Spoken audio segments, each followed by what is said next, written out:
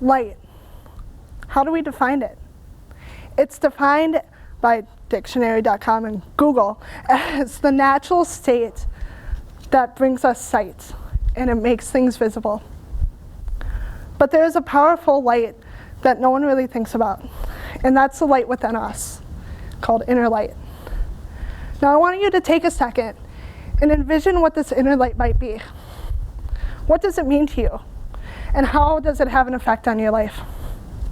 But for me, inner light was survival. Inner light was the only thing and the only reason I'm still alive today. Let me explain why. I grew up in the suburban town of Eden Prairie, Minnesota, with my amazing family that I'm so lucky to have here today. When I grew up, it wasn't long before my parents noticed differences between myself, my peers, my friends, and my family. They searched for years to try and figure out what was wrong. And during this time, I grew up not understanding why I was so different. I was terrified of loud noises, to the point where I would dive into my parents' bed after a clap of thunder, or just would be terrified by the image of the 4th of July fireworks. I also struggled immensely with social cues and social conversations, to the point where I didn't have any, and I didn't have any friends. It was until 5th grade that we both struggled with this. And in 5th grade, I had a substitute teacher who spent the entire semester telling me just how unnormal and unright it was for me to be in that classroom.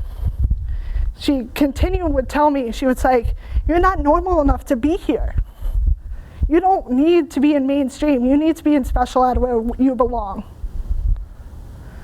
And it was after my normal teacher came back that my parents and her really took the journey to figure out what my diagnosis was. And that year, I was diagnosed with Aspergers disorder.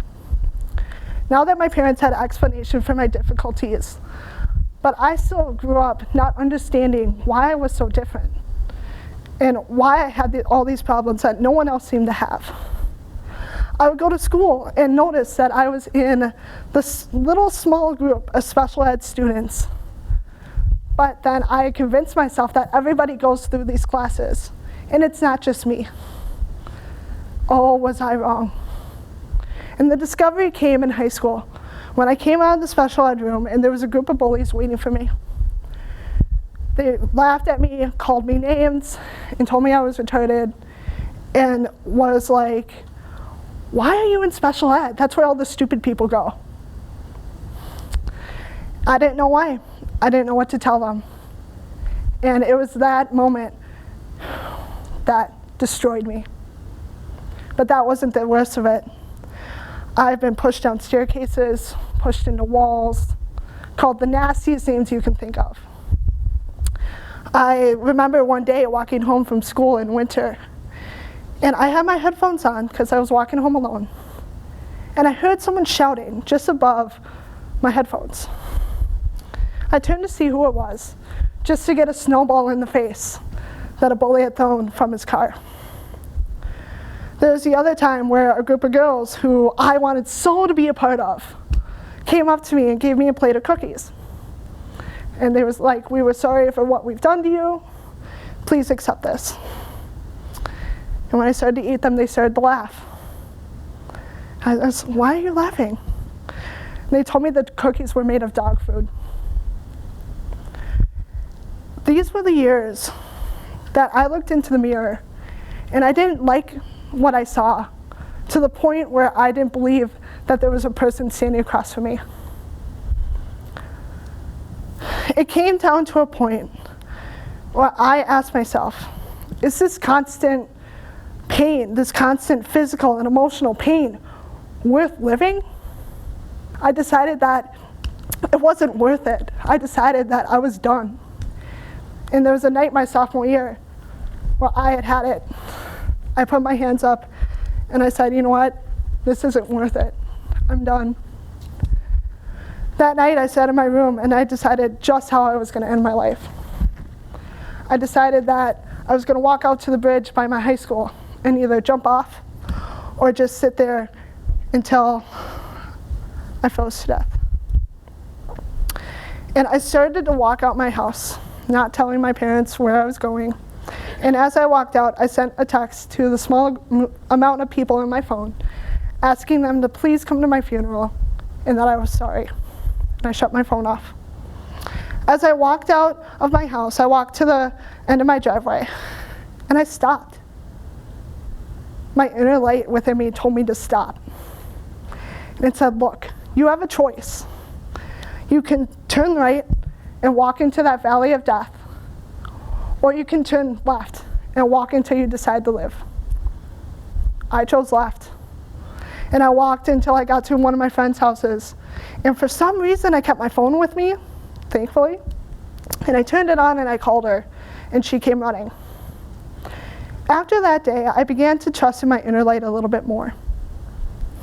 I began to think that maybe this life is worth it. Maybe it will get better. And then there was a day where this light turned into a flame.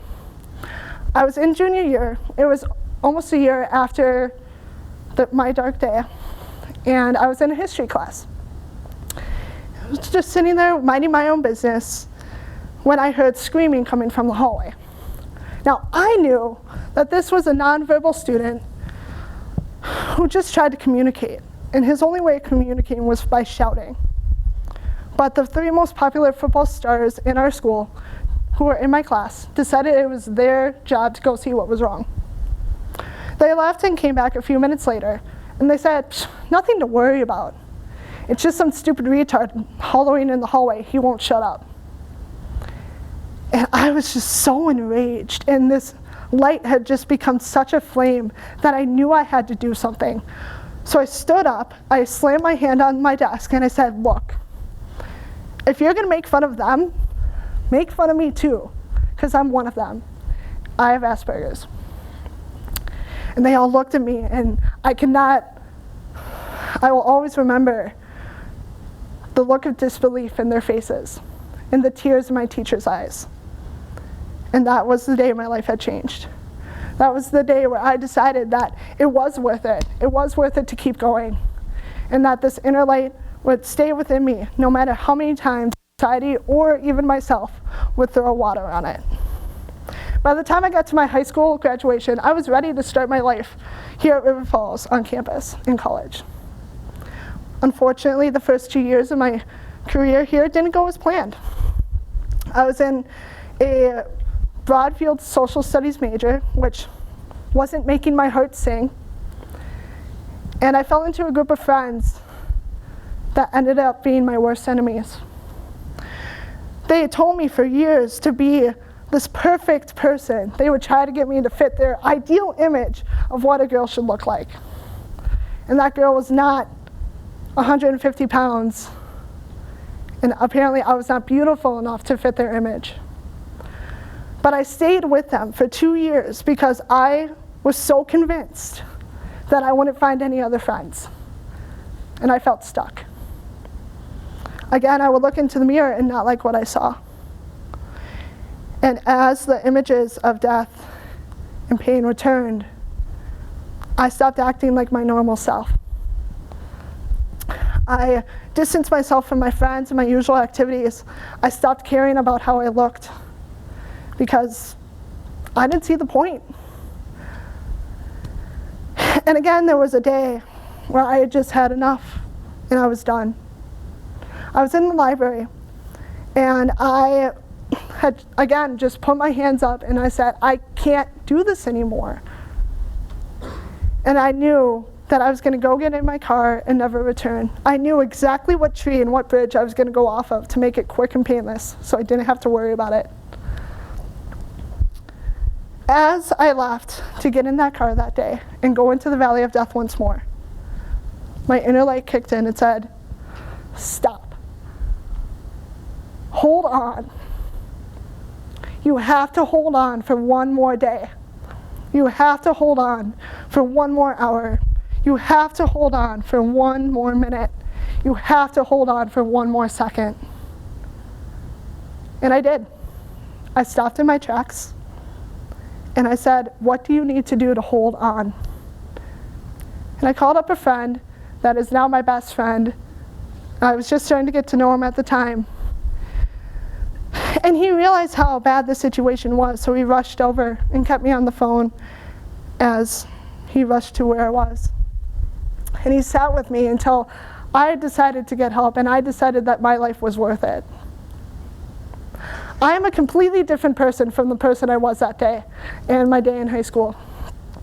I now know that I am a loving, giving, positive person. I just want to see the good in people, and I just want to be there for those who feel like they can't help themselves. I want to be the listening ear to someone who needs an open heart, open ears, and an open mind. I want to be the person who, no matter how bad people have treated me in the past, I will care about them, and I will take time for them, and I will try to understand what they're going through. There will be times where people will ask me, how did you get through it? And I'm like, I don't know. I just did. And until recently, that would be my answer, because I had never really thought about it. The first side of it was that I had this overwhelming desire to prove people wrong. And the second half of it was that I realized that the light inside of me had not died. But this light is not only within me. It is in every one of you as well. So take a second and envision what it would look like. Take a second and close your eyes and put your hands out and imagine what you would see. Do you see the overwhelming flames of a bonfire on a beach? Do you see that little ember that's just trying to hold on? Or do you see something like what I see?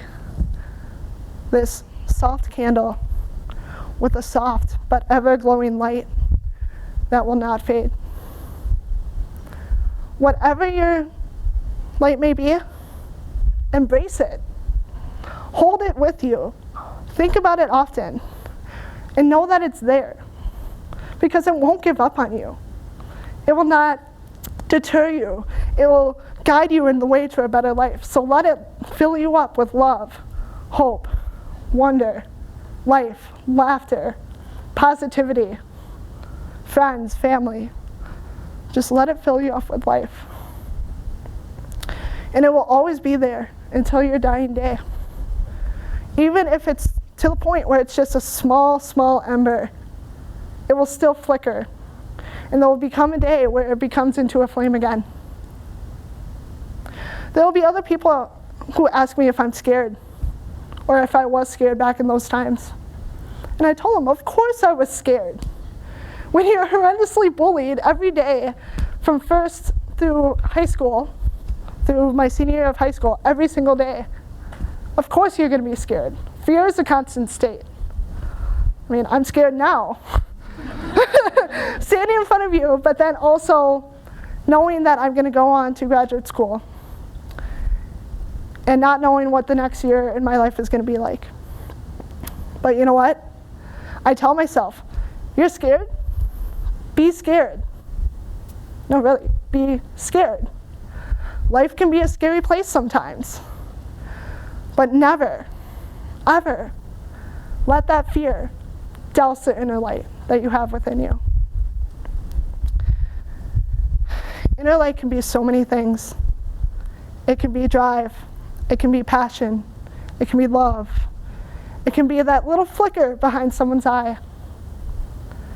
Or it can be the little ember of a flame that's just telling you to hold on. So I ask yourself again, what is inner light? And what has it meant to you in your life?